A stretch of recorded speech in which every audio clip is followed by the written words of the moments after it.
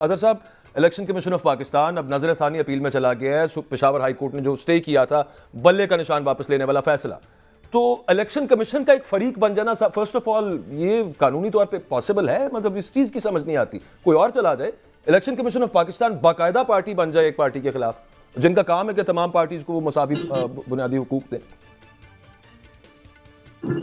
बहुत शुक्रिया अकबर साहब। देखिए, मैं सिंपल सी बात बता दूं आपको।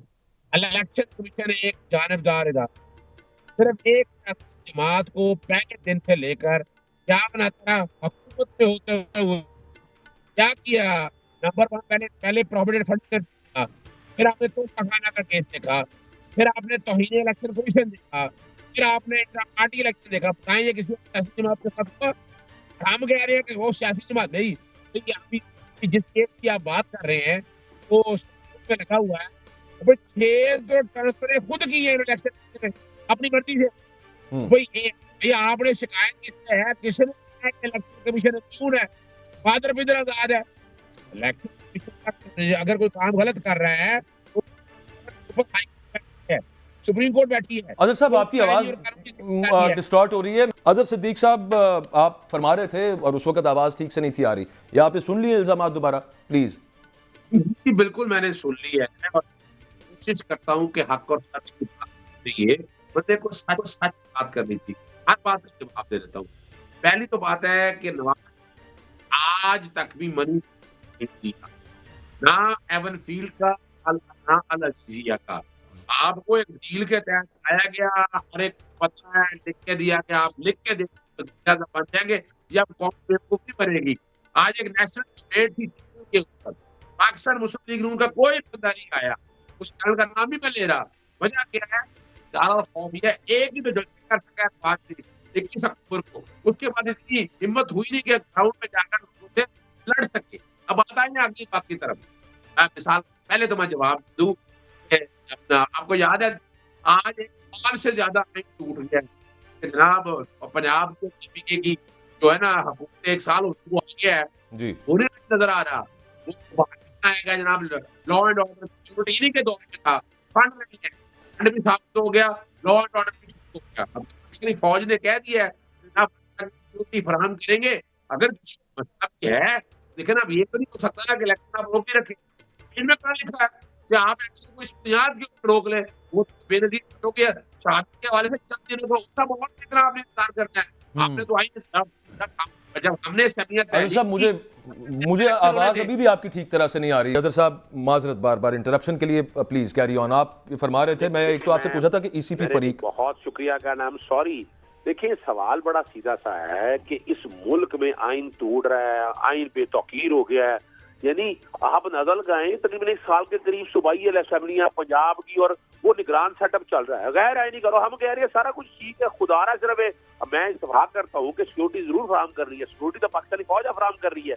सिक्योरिटी में इतनी परेशानी क्यों होगी है? वजह सिर्फ इतना है कि इस वक्त हालात देख ली है कि पाकिस्तान तहरीक इंसाफ को जितना कॉर्नर पे लगाना था लगा, कोशिश करके देख ली।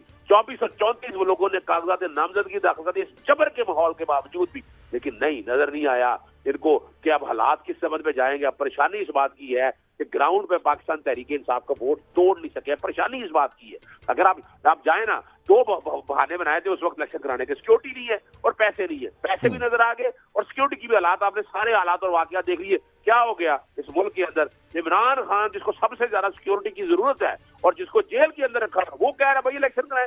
उससे ज्यादा जरूरत तो नहीं है सब सिक्योरिटी में ना, तो किसी लीडर को जिसको जेल ट्रायल सिर्फ इस बुनियाद के ऊपर हो रहा है। और अगली बात जो मैंने आपके सामने रखता हूँ, यानी देखिए, हमें इलेक्शन कराने हैं, जो मर्जी हो जाए। तो ये किसी ने नहीं कहा कि सिर्फ आप इस बुनियाद के ऊपर बैठकर इलेक्शन, आप पूरी दुनिया के अंदर आइन जब कहता है, और आप पहले ही ऑलरेडी आइन टूट चुके हैं जब। और इन्होंने क्या किया था, इन्होंने 90 दिन हमें कहते रहे और खुद इन्होंने 3 दिन पहले समियत तहलील कर दी। क्यों 3 दिन पहले समियत तहलील की गई? कौन पूछ रहे इनसे, कौन एहतसाब करे इनका? अच्छा, आगे चलते हैं। वो लगे हुए ओ भाई, किसने कहा है? मैं चैलेंज करता हूँ, नवाज शरीफ दिखा दे एवन फील्ड की जायदाद कैसे खरीदी, पैसा कहाँ से आया। तो 1988-99 की रिटर्न मियां शरीफ की 9,36,311 रुपए, 9,36,000 कह रहा हूँ, 9 करोड़ 90 करोड़ 9 अरब 90 अरब नहीं मैं कह रहा। खुदा रहा यार। फिर आपने देखा अल अजीजिया की जो आपको कहते थे ये है वो जराया कहते गड़े खोचरों से, और आपको पता वो कतरी खाता। ये तो नजर आ रहा था कि वो लिख के दे रहे थे कि मैं वजीर आजम हूँ इस मुल्क का, और उसके बाद आपको देखा किस तरह सिस्टम ने फैसिलिटेट किया, उनको प्लेट में रख के लेके आए। एक इश्तिहारी को बकायदा सजा सस्पेंड हो गई, एक मुख्तार खास जो बना नहीं जा सकता वो अलाउ कर दीजिएगा, पहले दीजिएगी और भरी कर दीजिएगा। यार खुदा यार ये क्या, अच्छा परेशानी किस बात की है? आपने सिस्टम का फायदा ले लिया और हम जब हक और सच की बात कर रहे हैं, इमरान खान साहब को एक झूठे बेबुनियाद और फ्रॉड के बेस पर, जिसमें तोशा खाना में कोई ताल्लुक नहीं, बाकी लोगों के हवाले से कोई नजर नहीं आया, इमरान खान नजर आया। और वो कौन था? इलेक्शन कमीशन का किरदार आप सामने रख के देख ले। आप सबसे पहले देखिए प्रोविडेंट फंडिंग में क्या हुआ, एक ही पार्टी, तोशा खाना एक ही पार्टी, उसके बाद हमने तौहीन इलेक्शन कमीशन एक ही पार्टी, इंट्रा पार्टी एक ही पार्टी, वो क्या, और दूसरा इंट्रा पार्टी इन लोगों का क्या ताल्लुक है? वो ये इनके राइट की बात हो रही है, ये कुछ जायदाद का झगड़ा है, वो जाने इलेक्शन कमीशन आप कौन होते हैं, आप लोगों को क्या ताल्लुक है? यानी पाकिस्तान में शायद ये पहली सियासी जमात होगी, मैं तो शहबाज शरीफ पे हैरान होता हूँ, ना आइन पढ़ा है ना कानून आता है, कि वो कह रहे हैं सियासी जमात का निशान ले रहे हो। क्यों ले रहे भाई? किस बुनियाद पे ले रहे हो? तुम कौन हो भाई? तुम्हारा क्या ताल्लुक इस बात से बैठकर? तुम्हें यानी खुदा रहा जमहूरी गवर्नमेंट के अंदर आप इस तरह की बात करें, इसकी वजह क्या है? अच्छा। आदत है इनको लाडला की। 1985 वाला प्रोजेक्ट आप नहीं चल सकता, हर एक को पता है खिलाड़ी कौन है। आपको डाउट रह गया? जिस तरह आकर लेके कहांगे वोट को इज्जतों का नारा, कहांगे आप डरे क्यों हैं? आओ ग्राउंड पे आकर इलेक्शन लड़ो। बाकी जहां तक बात है साइफर का केस लड़ रहे हैं, कौम के सामने लड़ रहे हैं, वो सुप्रीम कोर्ट जिसे हम जहां से हमें उम्मीद नहीं थी, हमें इंसाफ में दिक्कत होगी, कब तक हम इंसाफ से दूर रखते रहेंगे? कोई एक केस भी ऐसा नहीं है कि जहां इमरान खान को आइन और कानून से हटकर इंसाफ हुआ, और ये मैं चैलेंज करता हूं इस बात को। ये फरमा रहे थे, मैं एक तो आपसे पूछा था कि ईसीपी फरीक, बहुत शुक्रिया का नाम, सॉरी। देखिए सवाल बड़ा सीधा सा है कि इस मुल्क में आइन टूट रहा है, आइन बेतौकीर हो गया है।